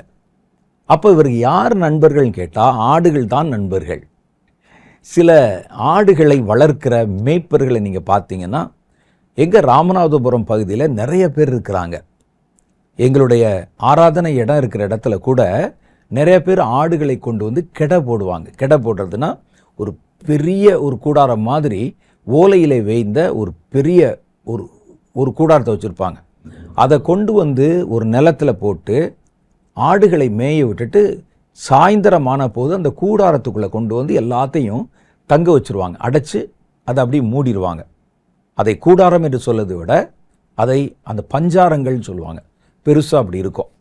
அது நாங்கள் இருக்க இடத்து பக்கத்தில் ஒரு பெரிய கிரவுண்டு மாதிரி இடம் இருக்குது, அதில் இருப்பாங்க. இந்த ஆடு மேய்க்கிறவர்களை, வயல் நிலங்கள் வச்சிருக்கிறவங்க, அவர்களோட கூட ஒரு பேரம் பேசி உங்களுடைய ஆட்டு கிடையை எங்கள் நிலத்தில் போடுங்கன்னு சொல்லி கூப்பிடுவாங்க. அதுக்கு ஒரு சிறு தொகை உணவு போன்றவர்களை கொடுத்துருவாங்க. இவங்க என்ன செய்வாங்கன்னா, இந்த பஞ்சாரங்களை போட்டு சில நாட்கள், 1 மாதமோ 10 நாளோ அந்த ஆடுகளை அந்த நிலத்தில் தங்க வைப்பாங்க. ஏன் அப்படின்னு கேட்டால், அந்த ஆடுகளுடைய கழிவுகள் இயற்கை உரங்களாகும். இதை கொண்டாந்து வைக்கும்போது அந்த ஆடுகளுடைய கழிவுகள் எல்லாம் அந்த நிலத்தில் விழும்போது அதை உழ ஆரம்பித்தால் அது ஒரு இயற்கை விவசாயமாக மாறிடும். அதுக்காக காசு கொடுத்து அவங்களை மேய்க்க வைப்பாங்க. இந்த மந்தை மேய்க்கிறவர்களை நான் பார்த்துருக்கிறேன் நிறையா. நான் ஒரு நாள் ஒரு இடத்துல இருந்து என்னுடைய வீட்டில் காம்பவுண்ட் சுவருக்கு இந்த பக்கம் இருக்கிறேன், எங்களுடைய கட்டடத்தில். அந்த பக்கத்தில் யாரோ வாக்குவாதம் பண்ணிட்டு பேசிகிட்டு இருக்கிற மாதிரி சத்தம் கேட்குது. யாரோ தான் பேசுகிற மாதிரி. சொன்னால் உனக்கு அறிவு இல்லையா, புரியாதா, எத்தனை இடம் சொல்கிறது, ஊன்னு சொல்லி திட்டிகிட்டு இருக்கிறார். எனக்கு ஒன்றும் புரியல யார் பேசுகிறாங்கன்னு. மேலே இருந்து அப்புறம் இந்த செவத்துக்கு அந்த பக்கத்துலேருந்து எட்டி பார்த்தேன், யார் பேசுகிறான்னு பார்த்தா ஒரு ஆடு மேய்க்கிற மந்தை மேய்க்கிற ஒருத்தர் 3 ஆட்டை நிற்க வச்சு பேசிகிட்டு இருக்கிறாரு அந்த ஆடுகளோட. இது சொல்ல சொல்ல கேட்காம இது வேற ஒரு இடத்துல போய் வாய் வச்சிருச்சு. உடனே அவர் அடித்து கூட்டி வந்திருக்கிறார், கூட்டி வச்சு புத்தி சொல்லிட்டு இருக்கிறார். நான் உனக்கு போன தடவை என்ன சொன்னேன், உனக்கு அறிவு இல்லையா, இந்த ஆடு கூப்பிட்டுச்சுன்னா நீ ஏன் கூட போன அப்படின்னு அதற்கு என்னவோ பயங்கரமாக புத்தி சொல்லிட்டு இருக்கிறார். அதற்கு பிறகுதான் அவர்களை கொஞ்சம் கொஞ்சமாக கவனித்து பார்த்தா ஆடுகளோட நண்பர்கள் மாதிரியே பேசுகிறாங்க அவங்க. அந்த ஆடுகளுக்கும் புரியுமா புரியலான்னு தெரியல, புரிஞ்ச மாதிரியே நிற்குது அந்த ஆடு. அப்போ தாவீதுடைய வாழ்க்கை அப்படித்தான். அந்த ஆடுகளோட ஆடுகளாகவே தன்னை ஐக்கியப்படுத்தி கொண்டார். அதனால தான் பாருங்க, ஒரு விசை சிங்கமும் ஒரு கரடியும் தன் ஆடுகளை பிடிக்க வந்தபோது அவர் அதோடு கூட போராடி அந்த ஆட்டுக்குட்டிகளை மீட்டு கொண்டார். ஒரு ஆடு தானே போனால் போகுது, நம்ம போய் அடி வாங்கி நமக்கு உயிரே போகிற மாதிரி சூழ்நிலை வந்தால் எப்படி இருக்கும் அப்படிலாம் தாவீது யோசிக்கல. அவருக்கு இது ஆடுகள் அல்ல, தன்னுடைய நண்பர்கள் மாதிரி, தன் உடன் பிறந்த சகோதரர்கள் மாதிரி. அதனால இதை நம்ம விட்டு கொடுத்துடக்கூடாது அப்படின்னு அவர் தீவிரமாக அங்கே அவைகளோட யுத்தம் பண்ணி இந்த ஆட்டுக்குட்டிகளை மீட்ட காரியத்தை பார்க்குறோம். அவருடைய உலகமே அதுதான். நல்ல இசைக்கருவிகள் எடுத்து வாசிப்பது. அங்கே யார் கேட்க போகிற, அந்த ஆடுகள் தான் கேட்டுக்கிட்டு இருக்கோம். அவைகளோட பேசுவது, புதுசாக ஒரு பாட்டு போட்டிருக்கிறேன் கேளுன்னு சொல்கிறது. அப்படியே அவருடைய வாழ்க்கை மனரம்யமாய் கடந்து போய் கொண்டிருந்தது. திடீர்னு கர்த்தர் பாருங்க, இந்த நல்ல சூழ்நிலையிலிருந்து அவரை வேறு பிரித்தார். வேறு பிரித்து அவரை வேறொரு இடத்துல கொண்டு வந்தார். இப்போ தாவீது மந்தையை விட்டு புறப்பட வேண்டிய ஒரு சூழ்நிலை. மந்தையை விட்டு புறப்படணும், எப்படி இருக்கும்? அப்படி புறப்பட்டு அவர் வந்தபோது அவருடைய சகோதரர்கள் கூட கேட்குறாங்க, மந்தை யார்டா விட்டு வந்தேன்னு கேட்குறாங்க. ஐயோ நான் போகணும், இருந்தாலும் நான் இந்த இடத்துல ஒரு காரியமாக வந்தேன்னு சொல்லி அவர் பேசுகிறதெல்லாம் நம்ம பார்க்குறோம். அப்போ இந்த இடத்துல நம்ம பார்க்குறோம், ஆடுகள் தான் அவருடைய உலகம், ஆடுகள் தான் அவருடைய சந்தோஷம், ஆடுகளுக்கு பின்னால் வாழ்வது தான் அவருடைய வாழ்க்கை என்று அவர் நினைத்து கொண்டிருந்தார். கர்த்தர் இந்த நல்ல சூழ்நிலையிலிருந்து அவரை வேறு பிரித்து புறப்பட பண்ணினார். ஏன் தெரியுமா? இதைவிட மேலான ஒன்றை கர்த்தர் வைத்திருந்தார். வெறும் கொஞ்சம் ஆடுகளுக்கு மேய்ப்பனாய் இருந்தவனை கர்த்தர் அழைத்து சமஸ்த இஸ்ரவேலர்களுக்கும் மேய்ப்பனாக மாற்றினார். அவர் இங்கே எப்படி ஒரு மேய்ப்பனாக இருந்தாரோ, ஒரு தேசத்துக்கே ராஜாவாக மேய்ப்பனாக அவரை மாற்றினார். அப்போ அவரை புறப்பட பண்ணினது எதற்காக புறப்பட்டார் அப்படின்னு கேட்டால், மேலான ஒன்றை நோக்கி, தேவனுடைய மேலான சித்தத்தை நோக்கி. அப்போ இதை நம்ம பொறுத்து கொள்ளத்தான் வேண்டும், இதை விட்டுவிடத்தான் வேண்டும். இல்லை கர்த்தருடைய சித்தத்தை நான் செய்வேன், இந்த ஆடுகளையும் விட்டுற மாட்டேன், ஆடுகளையும் மேய்த்து கொண்டிருப்பேன் அப்படின்னு சொல்ல முடியாது. நீங்கள் ஒன்றை விட்டு புறப்பட்டால்தான் நீங்கள் வேறொன்றை பெற்றுக்கொள்ள முடியும். 1 சாமுவேலின் புஸ்தகம் 17வது அதிகாரம் 20வது வாக்கியத்தில் இப்படி சொல்லப்பட்டிருக்கிறது. தாவீது அதிகாலையில் எழுந்து ஆடுகளை காவலாளி வசம் விட்டு ஈசாய் தனக்கு கற்பித்தபடியே எடுத்து கொண்டு போய் ரதங்கள் இருக்கிற இடத்திலே வந்தான். சேனைகள் அணிவகுத்து நின்று யுத்தத்திற்கென்று ஆயத்தப்பட்டாங்க. கர்த்தர் இவரை ஆடுகளிலிருந்து புறப்பட பண்ணினார், இராணுவத்தில் கொண்டு நிற்க பண்ணினார். அப்போ இந்த புறப்பாடு பாருங்க, ஆடுகளை காவலாளிகள்கிட்ட கொடுத்துட்டு, நீங்கள் பார்த்துக்கங்கப்பா பக்கத்தில் இருக்க மற்றவங்ககிட்ட கொடுத்துட்டு இவர் புறப்பட்டு யுத்த களத்தில் நிற்கிறார் என்று வேதம் சொல்லுகிறது. 2 சாமுவேல் புஸ்தகம் 7வது அதிகாரம் 8வது வாக்கியத்தை வாசிச்சு பார்த்தீங்கன்னா, இப்பொழுதும் நீ என் தாசனாகிய தாவீதை நோக்கி சேனைகளின் கர்த்தர் சொல்லுகிறது என்னவென்றால், நீ இஸ்ரவேல் என்கிற என் ஜனங்களுக்கு அதிபதியாய் இருக்கும்படி, பாருங்க, எதற்காக நான் உன்னை எடுத்து கொண்டு வரேன்னா, என் ஜனங்களாகிய இஸ்ரவேலுக்கு நீ மேய்ப்பனாக அதிபதியாக இருக்கும்படி ஆடுகளின் பின்னால் நடந்த உன்னை நான் ஆட்டு மந்தையை விட்டு எடுத்து உன்னை ஆட்டு மந்தையை விட்டு புறப்பட பண்ணி, எதுக்காக? மேலான ஒரு அழைப்புக்காக. இப்போ நீங்க இருக்கிற இடத்தை விட மேலான ஒரு அழைப்புக்காக.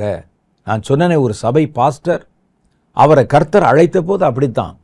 அவருக்கு நல்லா மனரம்யமா இருந்த இடத்திலிருந்து கர்த்தர் மேலான ஒரு அழைப்புக்கும் மேலான ஒரு தரிசனத்திற்கும் அவரை புறப்பட்டு வர பண்ணினார். ஆகவே புறப்பட நேரிடும் போது லாப நஷ்டத்தெல்லாம் உட்கார்ந்து யோசிக்க கூடாது. உங்கள் சந்தோஷத்தை பற்றி நீங்கள் யோசிக்க கூடாது. உங்களுக்கு சந்தோஷமா இருக்கும் அந்த இடம், அந்த சந்தோஷத்திலிருந்து கர்த்தர் உங்களை பிரிச்சா இது எப்படி ஆண்டவரே என்று நீங்கள் நினைத்து கொண்டிருக்க கூடாது. சில சமயங்களில் உங்களுக்கு அறியாத காரியங்கள் அங்கே இருக்கும், நன்மையான காரியங்கள், அது நமக்கு தெரியாது. நாம் என்ன நினைப்போம், இதுதான் நல்லது, உலகத்திலே சிறந்தது என்று நாம் கருதி கொண்டிருப்போம். இந்த மனநிலை மாற்றப்பட வேண்டும் என்று வேதம் விருப்பம் தெரிவிக்கிறது. அடுத்த காரியம் பாருங்களேன், தேவனுடைய ஜனங்கள், இஸ்ரவேல் ஜனங்கள் அடிமைத்தனத்திலிருந்து புறப்பட்டாங்க. அடிமைத்தனத்திலிருந்து ஒரு சுதந்திரத்தை பெற்றுக்கொள்ள வேண்டுமானால் அடிமைத்தனத்திலிருந்து.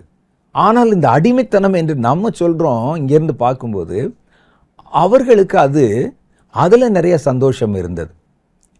ஏனென்றால் அவர்கள் அடிமைத்தனத்திலிருந்து விடுவிக்கப்பட்டு வனாந்திரத்திலே நடந்து வந்த போது கூட அந்த பழைய வாழ்க்கையை அவங்க அடிக்கடி யோசிச்சு பார்த்தாங்க.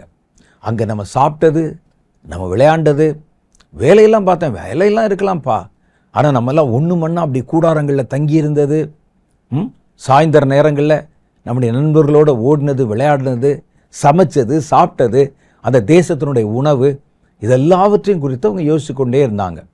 ஆனால் கர்த்தர் அவர்களை 400 வருடம் வாழ்ந்த இடத்துல அந்த கலாச்சாரம் அவர்களுக்கு பழகிவிட்டது, உணவு பழக்கங்கள் பழகிவிட்டது, அங்கிருக்கிற நன்மைகள் மனிதர்கள் பழகிவிட்டார்கள். 400 வருஷம் என்பது சாதாரணமானதல்ல. அவங்களோட அவங்களா மாறி போயிட்டாங்க. கஷ்டம் இருந்தது. ஒரு நினைச்சிருப்பாங்க, யாருக்கு தான் கஷ்டம் இல்லை, எகிப்தில் எல்லாருமா ராஜா மாதிரி இருக்கிறாங்க, எகிப்தில் ஏழைகள் இருக்கிறாங்க, மற்ற இனத்தார் இருக்கிறாங்க. இஸ்ரவேலர்கள் புறப்பட்ட போது மற்ற புறஜாதியரான ஜனங்களும் எகிப்தில் நிறைய பேர் கூட அவங்களோட சேர்ந்து புறப்பட்டாங்க. அவர்களும் கூட தான் கஷ்டப்படுறாங்க. எகிப்தில் என்ன எல்லாருமே பணக்காரர்களா? அங்கே ஏழை குடிகள் இல்லையா? கிராமத்தார்கள் இல்லையா? உழைச்சி வேலை செய்கிறவங்க இல்லையா? அது மாதிரி நமக்கு ஒரு கஷ்டம் அப்படின்னு நினச்சிக்கிட்டாங்க ஒழிய, இதை விட மேலான ஒரு பாக்கியம், ஒரு சுதந்திரம் இருக்கிறது என்பதை அவர்களுக்கு புரியவில்லை. கர்த்தர் அவர்களை புறப்பட பண்ணினார். 400 வருடம் வாழ்ந்த இடத்திலிருந்து கர்த்தர் அவர்களை விடுதலை செய்து புறப்பட பண்ணினார். அப்போ அந்த புறப்பட பண்ணின போது அவர்கள் எதற்காக புறப்பட்டாங்கன்னா, சுதந்திரத்தை நோக்கி, அவர்களுக்கு ஒரு உயர்வை கொடுக்க நோக்கி. ஒரு தேசத்தில் நாளாந்தர குடிமக்களாக இருந்தவர்களை தேசத்தின் குடிமக்களாக மாற்றி, இவங்க தான் இந்த தேசத்துக்கு இனிமே, அது மாதிரி அவர்களுக்கு ஒரு சொந்த தேசத்தை கொடுக்க கருதி கர்த்தர் அவர்களை இருந்த அடிமைத்தன வாழ்க்கையிலிருந்து புறப்பட பண்ணினதை பார்க்கிறோம். அப்ப இந்த புறப்பாடு அவர்களுக்கு ஒரு பெரிய பாக்கியத்தை கொடுக்க போகிறது, ஒரு நன்மையான காரியத்தை கொடுக்க போகிறது. யாத்ராம புஸ்தகம் 6வது அதிகாரம் 6வது வசனம் சொல்லுகிறது, ஆதலால் இஸ்ரவேல் புத்திரரை நோக்கி, நானே கர்த்தர், உங்கள் மேல் எகிப்தியர் சுமத்தின சுமைகளை நீக்கி நான் உங்களை விடுவித்து உங்களை அவர்கள் அடிமைத்தனத்துக்கு நீங்களாக்கி ஓங்கிய கையினாலும் மகா தண்டனைகளினாலும் உங்களை மீட்டு உங்களை என் ஜனங்களாக சேர்த்து கொண்டு உங்களுக்கு தேவனாயிருப்பேன் அப்படின்னு சொன்னார். இதை சொல்லித்தான் அவர்களை அந்த இடத்துல இருந்து புறப்பட பண்ணினார். 2 கொரிந்தியர்ல வாசிச்சமே 6வது அதிகாரத்தில் அதுலேயும் சொல்லுகிறார், நான் உங்களுக்கு தேவனாயிருப்பேன், நீங்கள் அவர்கள் நடுவிலிருந்து புறப்பட்டு வாருங்கள் என்றார். அப்ப இங்கே ஒரு பெரிய புறப்பாடு உண்டாச்சு. இவர்கள் பிடிக்கப்பட்டிருந்த அடிமைத்தனத்திலிருந்து புறப்பட்டாங்க அப்படின்னு. அப்ப கர்த்தர் பாருங்க, தன்னுடைய பிள்ளைகளை ஒன்றிலிருந்து அதைவிட மேலான ஒன்றை கொடுப்பதற்காக புறப்பட பண்ணுகிறார். 2 கொரிந்தியரின் புஸ்தகம் 6வது அதிகாரத்தில் வாசித்த போது அவர்கள் சில நட்புறவுகளோடு இருந்தாங்க. அவர்களுக்கு பல்வேறு விதமான அசுத்தமான கிரியைகளோட தொடர்பு இருந்தது, மனிதர்களோட தொடர்பு இருந்தது. இவங்க பாவம் செஞ்சாங்களா செய்யலாங்கிறது அப்புறம். ஆனால் அவர்களோட ஒரு உறவு இருந்தது. கர்த்தர் சொன்னார், இவைகளை விட்டு பிரிந்து நீங்களும் அசுத்தமானவைகளை தொடாதிருங்கள், அப்பொழுது நான் உங்களுக்கு தேவனாய் இருப்பேன் என்றார். அப்போ ஒரு ஸ்தானத்திலிருந்து அதைவிட மேலான அல்லது ஒருவேளை அதைவிட கீழானதாக இருந்தால் கூட தேவனுடைய சித்தத்திற்கு ஏற்ற ஒரு ஸ்தானத்திற்கு நம்மை கர்த்தர் புறப்பட்டு வர சொல்லுகிறார். அது வாக்குத்தத்தத்தை நோக்கி புறப்பட சொல்லலாம், விடுதலையை நோக்கி புறப்பட சொல்லலாம், நீங்கள் என் ஜனமாய் இருப்பீர்கள் என்பதற்காக புறப்பட சொல்லலாம். நிறைய இருக்குது. இந்த மந்தையிலிருந்து எடுத்து உங்களை ஒரு பெரிய இடத்திலே வர்த்திக்க பண்ணுவதற்காக இருக்கலாம். நோவாவை புறப்பட சொன்னது போல அவர்களை வர்த்திக்க பண்ணி அவர்களை குறித்த சித்தத்தை நிறைவேற்றுவதற்காக இருக்கலாம். ஒரு புறப்பாடு இது நமக்கு அவசியம். அப்போ இதை நம்ம கற்றுக்கொண்டோம். அது நல்லதாகவே இருக்கலாம், நமக்கு ரொம்ப பிடித்தமானதாக இருக்கலாம், பாதுகாப்பு கொடுக்கலாம். கர்த்தர் அதை பிரிக்க சொல்லும்போது, அதை விட்டு வெளியே புறப்பட சொல்லும்போது புறப்பட்டுறணும். அப்படி புறப்படலைன்னா என்ன நடக்கும் தெரியுமா? புறப்பட வேண்டிய காலத்தில் புறப்படலைன்னா நாம் பல்வேறு விதமான பிரச்சனைகளை இங்கே சந்திக்க வேண்டி வரும். புறப்படுவதற்குன்னு ஒரு காலம் இருக்குது. ஒரு சின்ன உதாரணம் சொன்னால், ஒரு கர்ப்பஸ்திரீ இருக்கிறாள் என்று வைத்துக் கொள்ளுவோம். அந்த கர்ப்பஸ்திரீயினுடைய கர்ப்பத்தில் ஒரு குழந்தை இருக்குது. அந்த குழந்தை இவ்வளவு நாள் தான் உள்ளே இருக்க வேண்டும் என்று ஒரு நியதி இருக்கிறது. அவள் பெற்ற குழந்தை தான், அவளுடைய கருவிலே உருவான குழந்தை தான். தாயினுடைய கர்ப்பப்பையை விட பாதுகாப்பான இடம் குழந்தைக்கு எதுவுமே இல்லை. அதுதான் ரொம்ப மிக பாதுகாப்பான இடம், குழந்தை ரொம்ப சுகபத்திரமாக இருக்கக்கூடிய இடம். ஆனால் அந்த இடத்தில் அவர்கள் இருப்பதற்கு ஒரு குறித்த கால அவகாசம் இருக்கிறது. உங்களுக்கே தெரியும், ஒரு 10 மாதம்னு வச்சுக்கங்களேன். ஆனால் 10 மாதம் என்பதல்ல, 9 மாதம். அப்போ ஒரு 10 மாதம். 10 மாதத்தில் மருத்துவர்கள் ஒரு தேதி சொல்கிறாங்க, இந்த குழந்தை எப்போ பிறக்கணும் அப்படின்னு. அந்த நாள் தாண்டினால் என்ன ஆகும் நீங்கள் சொல்லுங்கள்? கஷ்டமாக இருக்கும். இன்னும் தாண்டினா 11 மாதம் ஆனால் அந்த குழந்தை விஷமாய் மாறிவிடும். அந்த குழந்தை உள்ளுக்குள்ளே மரித்து போய்விடும். அது இருப்பதற்கு ஒரு காலகட்டம் இருக்குது. அதனால தான் குறிப்பிட்ட அந்த தேதி தாண்டிச்சுன்னா ஆப்ரேஷன் பண்ணியாவது எடுத்துருவாங்க குழந்தைய. அது அவ்வளவுதான் அந்த இடத்துல வளர முடியும். அது இருப்பதற்கென்று ஒரு காலகட்டத்தை கர்த்தர் நியமித்து வைத்திருக்கிறார். அது வீம்பு பிடிச்சிட்டு வரலன்னு சொன்னாலோ, தாய் அதன் மேலே பாசத்திலிருந்து என் குழந்தைக்கு இதை விட பாதுகாப்பான ஒரு இடம் இல்லை, இது உள்ளே இருக்கட்டும் சொல்லி கட்டி வைத்தாலோ அவை விஷமா மாறிடும். ஊழியர்கள், சபை போதகர்கள் இதை நம்ம நல்லா புரிஞ்சுக்கிறணும். இந்த விசுவாசிகளை உள்ளே கட்டி வச்சிங்கன்னா அவன் ஒரு குறிப்பிட்ட பருவத்தில் விஷமாய் மாறிவிடுவான். அவர்கள் வெளியே போகவும் புறப்படவும் ஒரு காலம் நியமிக்கப்பட்டிருக்கும். அவங்கள வயிற்றுலேருந்து தான் இறக்கி விடுறீங்க, ஆனால் அவர்களை உங்கள் கட்டுப்பாட்டில் வைத்திருக்கிறீங்க. சில இடங்கள் நம்ம பார்க்குறோம், ஓப்பனாக சொல்கிறேனே, சில சபைகள் இருக்கிறது. அதில் இருக்கிறவங்க என்ன செய்வாங்கன்னா 2 பிரிவை உண்டாக்குவாங்க. என்ன மாதிரினா, நாங்கள் ஊழியக்காரர்கள், நீங்கள் விசுவாசிகள். இந்த விசுவாசிகள் சொல்லி ஒரு கூட்டம்லாம் கிடையாது. அப்போ விசுவாசி தான் விசுவாசிப்பான், ஊழியக்காரன் விசுவாசிக்க வேண்டியது இல்லையா? எல்லாருமே விசுவாசி தான். பாஸ்டரும் விசுவாசி தான், கீழே உட்கார்ந்துருக்கவங்களும் விசுவாசி தான். அதே மாதிரி பாஸ்டரும் ஊழியக்காரர் தான், நீங்களும் ஊழியக்காரர் தான். நீங்கள் புறப்பட்டு போய் சகல ஜாதியரை சீஷராக்குங்கள் என்பது எல்லா கிறிஸ்தவனுக்கும் சொல்லப்பட்ட வார்த்தை. ஆனால் நீங்கள் அதை உடனே செய்துவிட முடியாது. அதற்கு நீங்கள் உங்களை தகுதிப்படுத்திக் கொள்ள ஒரு குறிப்பிட்ட காலகட்டம் இருக்குது. அது வரைக்கும் நம்ம சபையில் இருக்கிறோம், நம்ம உட்கார வச்சு அவங்க பேசுகிறாங்க, சொல்லித்தராங்க, எல்லாம் பண்ணுறாங்க. ஒரு குறிப்பிட்ட வளர்ச்சி வந்த உடனே நீங்கள் அவங்கள சபையை விட்டு துரத்தணும் அவசியம் இல்லை. அவர்களை ஊழியத்திலே பயன்படுத்த ஆரம்பிக்கணும். அதற்கு மேலே அந்த கரு உள்ள தங்கிருச்சுன்னா அது விஷமாய் மாறிடும். தொப்புள் கொடியெல்லாம் விஷமாக மாறிடும். தாயையும் கொன்றுவிடும், குழந்தையும் செத்து போயிடும். உங்களுக்கு தெரியாது இல்லை, அதான உண்மை. ஏன் அந்த குறிப்பிட்ட நாளை தாண்டி கர்ப்பத்தில் குழந்தை தான் ஏன் அவ்வளோ பதறாங்க? கத்தியை போட்டு ஆப்ரேஷன் பண்ணியாவது வெளியே எடுத்துறேன்னு ஏன் சொல்கிறாங்க? அது இருக்க வேண்டிய காலகட்டம் அதுதான். அது வரைக்கும் தான் அது உள்ளே இருக்கணும், அப்புறம் வெளியே கிளம்பிடணும். அப்ப கர்த்தர் ஒருவன் உள்ளே இருப்பதற்கு ஒரு காலத்தை வைப்பதைப் போல புறப்படுவதற்கு ஒரு காலத்தை வைத்திருக்கிறார். அந்த புறப்படும் காலம், அப்போ குறிப்பிட்ட காலத்தில் நீங்கள் புறப்படாம, ஒருவேளை நான் முதல்ல சொன்ன உதாரணத்தில் நான் சொன்ன அந்த தேவ மனிதர் ரொம்ப சென்டிமெண்ட் பேசி இந்த சர்ச்சை விட்டு நான் போகவே மாட்டேங்கன்னு இருந்திருந்தால், கர்த்தர் எனக்கு சொன்னால் கூட மத்திய கிழக்கு நாட்டுக்கு போ அப்படின்னு சொன்னால் கூட நான் இங்கே தான் இருப்பேன் அப்படின்னு இருந்திருந்தால், கண்டிப்பாய் அவர் கொஞ்ச காலத்துக்கு பிறகு அந்த சபையில் பல பிரச்சனைகளை சந்தித்திருப்பார், அல்லது இவரே ஒரு பிரச்சனையாய் மாறியிருப்பார். கண்டிப்பாக அதெல்லாம் நடக்கும். நீங்கள் பாருங்களேன், ஒரு சபையில் குழப்பங்கள் பிரச்சனைகள் வருவது நீண்ட கால விசுவாசிகளால் தான் வரும். நான் சொல்ல சரியா? நீண்ட கால விசுவாசி உள்ளே இருக்கான் பாருங்க, அவனால் தான் பிரச்சனை வரும். புதியவர்களால் எல்லாம் ரொம்ப வராது. காரணம், புதியவர்கள் வருவாங்க, அவங்க வளர்ற வரைக்கும் இருப்பாங்க. வளர்ந்த பிறகு தான் இவன் கேள்வி கேட்பான், பிரச்சனை பண்ணுவான், காரணங்களை செய்வான். அப்போ புறப்பட வேண்டிய காலம் எது என்பதை புரிந்து கொள்ள வேண்டும். அந்த நேரத்தில் கர்த்தர் புறப்பட சொல்லும்போது புறப்பற்றணும். அப்போ இதே மாதிரி தான் நம்முடைய வாழ்க்கையிலும் பல புறப்பாடுகளை கர்த்தர் வைத்திருக்கிறார். புறப்படும் போது பல பிரச்சனைகள் வரும். புறப்படுவது என்பது சாதாரணமாக இருக்காது. நீங்கள் புறப்படும் போது பல பிரச்சனைகளை எதிர்நோக்க வேண்டி இருக்கும். வயிற்றுக்குள்ள குழந்தை இருக்கிற வரைக்கும் கொசுக்கடினா என்னன்னு தெரியாது, வெயில்னா என்னன்னு தெரியாது, மூட்டை பூச்சின்னா என்னன்னு தெரியாது. ஆனால் வெளியே வந்த உடனே பார்த்தீங்கன்னா பல பிரச்சனை இருக்கும், அழுதுகிட்டே இருக்கும். குழந்தை வயிற்றுக்குள்ளே இருக்கும்போது எப்போவா சத்தம் கொடுத்துருக்கா, அழுது இருக்குதா?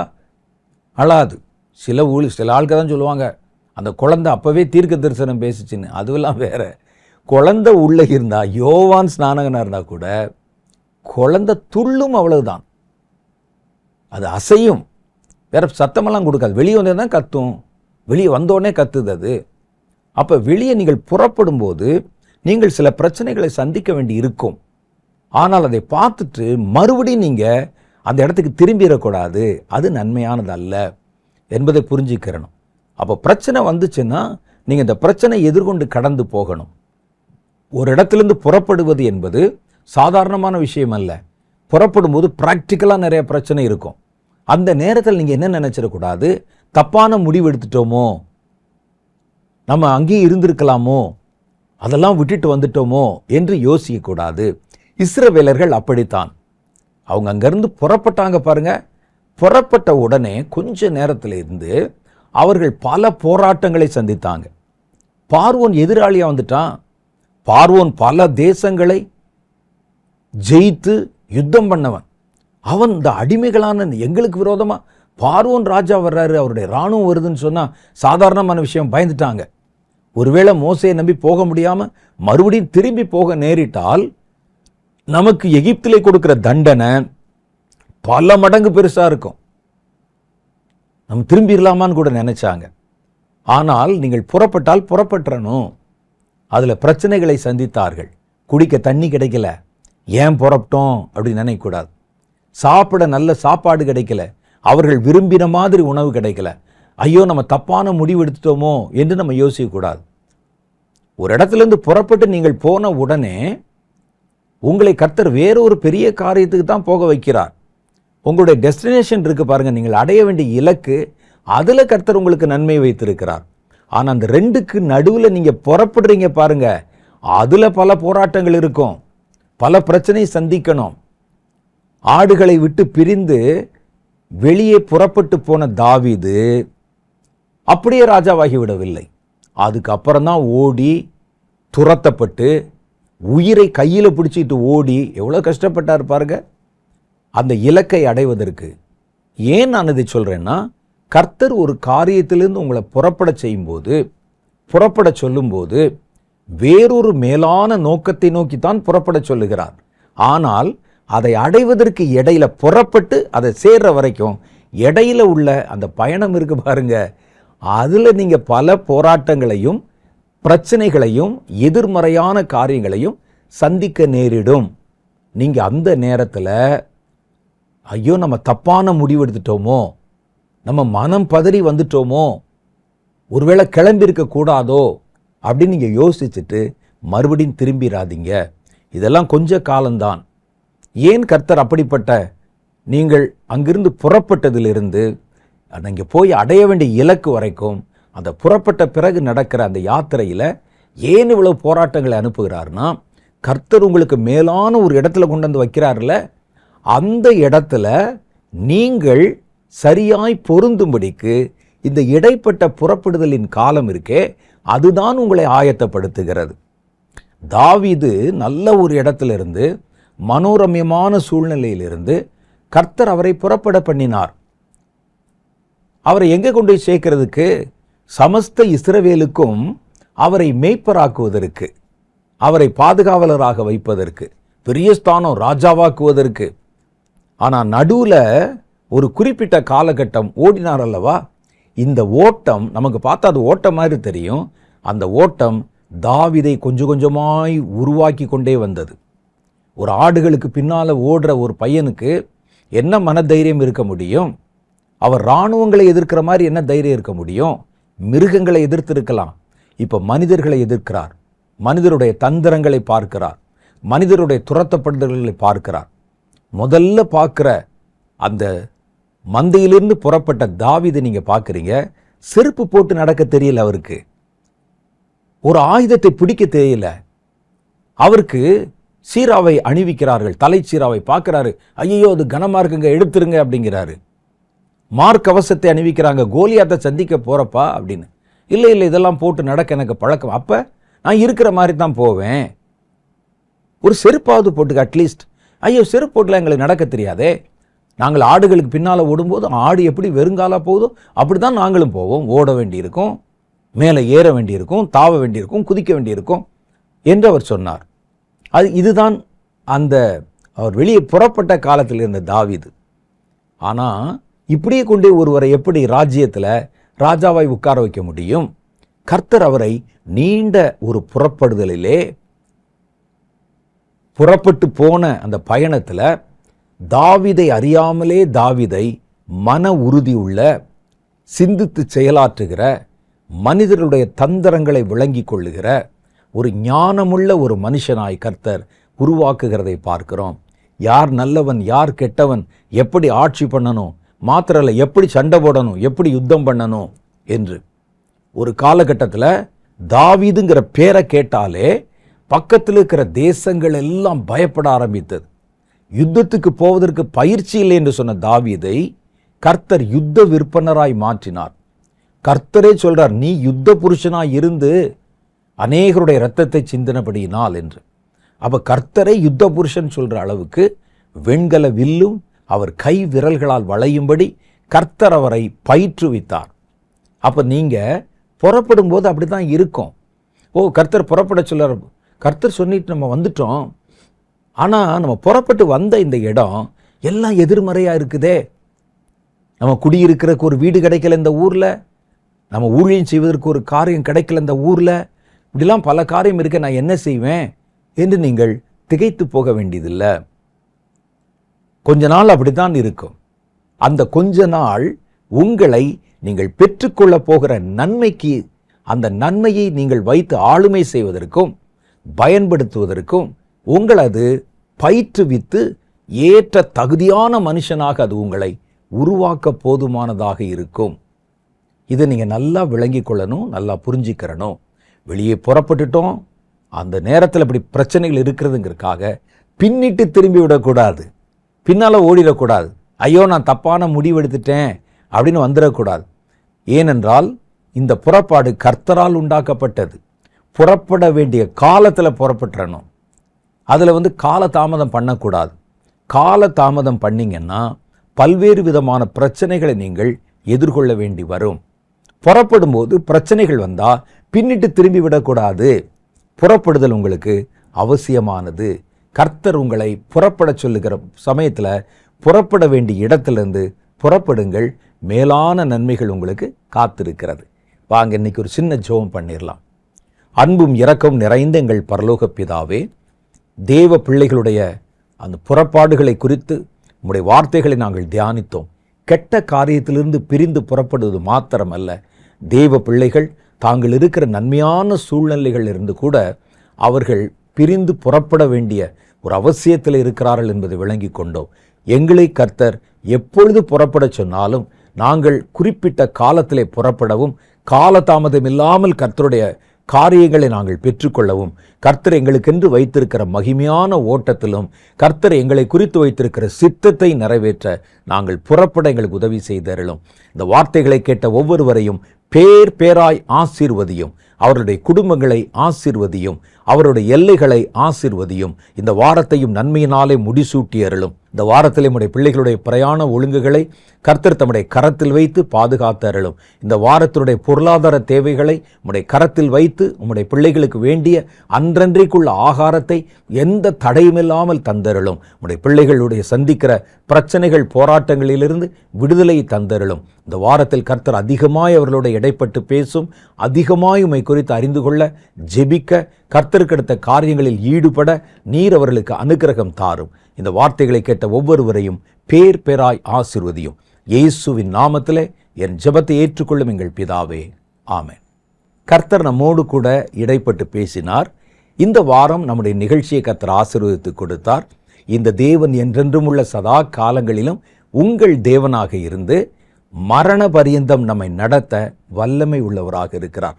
அடுத்த வாரத்தில் வேறொரு புதிய நிகழ்ச்சியோடு நான் உங்களை சந்திக்கிறேன். அதுவரை கர்த்தர் உங்களை ஆசீர்வதித்து காப்பாராக. ஆமென்.